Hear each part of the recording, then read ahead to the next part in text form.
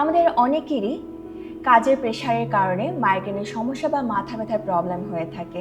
এটা শুধুমাত্র ওষুধ খেয়ে আমরা সমাধান করতে পারি না, শ্বাস প্রশ্বাসের ব্যায়ামের মাধ্যমেও আমরা এই প্রবলেমটা দূর করতে পারি। চলুন আমরা একসাথে শ্বাস প্রশ্বাসের ব্যায়াম করি। প্রথমে ডান হাত দিয়ে নাসিকা মুদ্রায় রাখি, বৃদ্ধাঙ্গুলকে তর্জনী এবং মধ্যমা দিয়ে চেপে রাখবো, বাকি দুটো আঙ্গুল সমানভাবে থাকবে।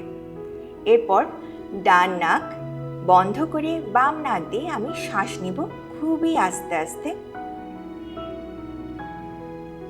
শ্বাস নেওয়া হয়ে গেলে আমি বাকি দুটো আঙ্গুল দিয়ে বন্ধ করছি। এরপর ডান নাক দিয়ে আস্তে আস্তে শ্বাসটা ছেড়ে দিচ্ছি। শ্বাসটা ছেড়ে দেওয়ার পর আমরা আবার ডান সাইড দিয়ে শ্বাস নিব। শ্বাস নেওয়া হলে আমরা বৃদ্ধাঙ্গুল দিয়ে বন্ধ করে অপোজিট সাইডে আস্তে আস্তে করে শ্বাসটা ছেড়ে দেব। এইভাবে আপনারা 5 থেকে 10 মিনিট যদি করেন, আপনাদের মাইগ্রেনের প্রবলেম বা মাথা ব্যথার সমস্যা পুরোপুরি দূর হয়ে যাবে। আশা করি আপনারা সবাই এই শ্বাস প্রশ্বাসের ব্যায়ামটা করবেন।